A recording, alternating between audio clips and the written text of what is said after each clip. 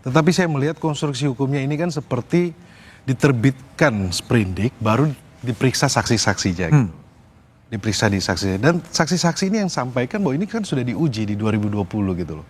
Kemudian kan ada upaya juga penggeledahan. Oke. Kemarin kami lihat penggeledahan dengan begitu ramai tetapi yang dibawa flash disk kecil dan Kecil ya? buku aja harus dengan koper. Oke, baik. Dan juga sebelum pemeriksaan kita lihat banyak sekali orang demo-demo di KPK untuk menuntut Mas Hasto ditahan. Oke, baik. Saya ke Bu Koni Rahakundini Bakri.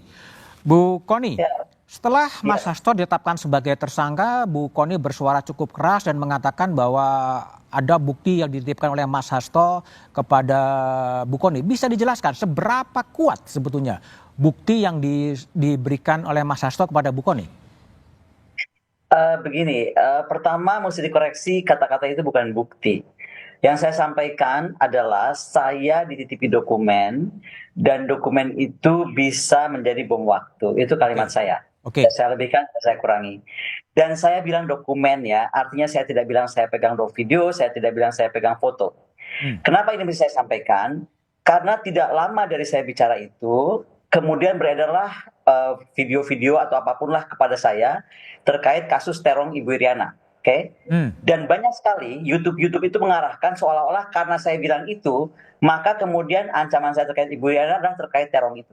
Saya adalah orang yang sama sekali tidak mengurusi hidup pribadi orang. Oke. Karena saya sudah mengalami bagaimana ketika saya bersuara keras sejak Gibran kasus MK, itu suara saya terkeras kepada negara adalah ketika MK diacak-acak. Saya itu orang yang nggak pernah turun ke jalan. Hari itu saya turun ke depan istana. Apa yang dapat saya dapatkan adalah kasus file militer saya yang menjadi rahasia pengadilan militer itu tentang urusan rumah tangga itu bisa dipublish keluar dan dipakai untuk alat mendiskreditkan. Oke. Makanya saya paling benci hal-hal seperti itu dan saya ulangi sekali lagi yang saya pegang adalah dokumen. Oke. Nah, ya, yang kedua, ketika saya menerima dokumen sudah pasti saya bukan orang bodoh dan Pak Hasto juga orang pinter kan. Kami tidak bisa menerima begitu saja. Pasti ada perjanjian antara kami bahwa saya hanya sekedar dititipi.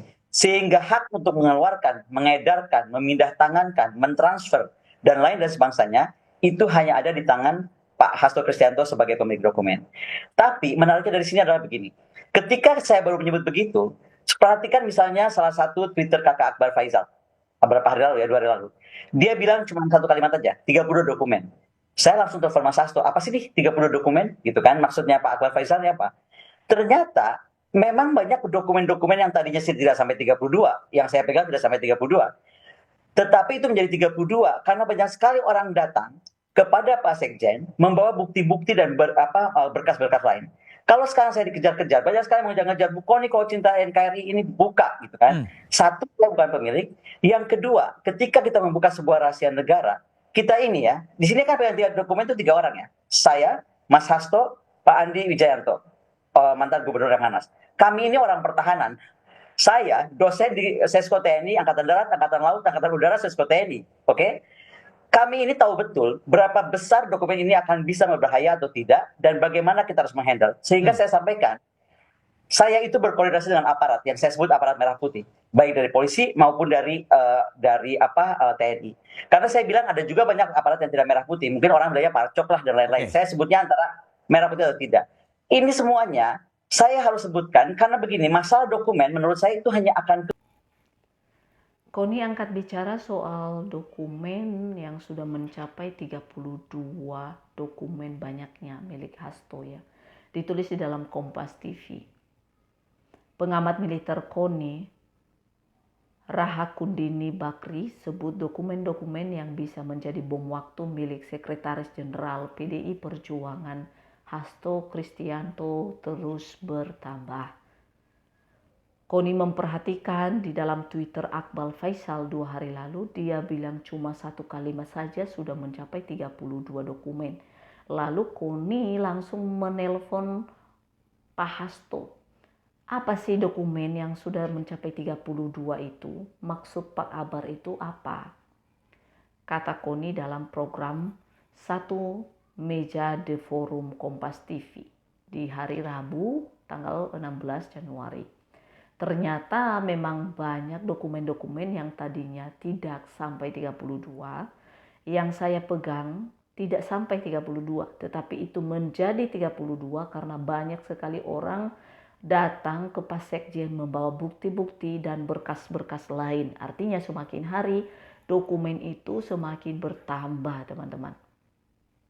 Koni mengaku dirinya dikejar-kejar orang setelah membuat pengakuan telah dititipkan dokumen yang bisa menjadi bom waktu oleh Hasto. Di sana dituliskan kalau sekarang saya dikejar-kejar, banyak sekali yang mengejar-ngejar Bu Koni. Kalau kau cinta NKRI, buka dokumen itu. Lalu saya menjawab, yang pertama, saya bukan pemilik daripada dokumen itu. Yang kedua, ketika kita membuka dokumen, maka sebuah rahasia negara yang akan terungkap itu kita sampaikan. Terus yang memegang dokumen ini ada 3 orang, yaitu saya, Mas Hasto, dan juga Pak Andi Wijayanto. Lalu kami ini orang-orang pertahanan. Saya dosen TNI Angkatan Darat, Angkatan Laut, Angkatan Udara.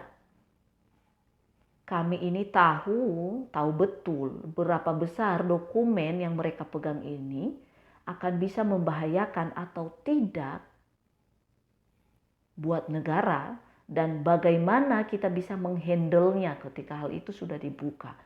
Itu yang disampaikan oleh Koni.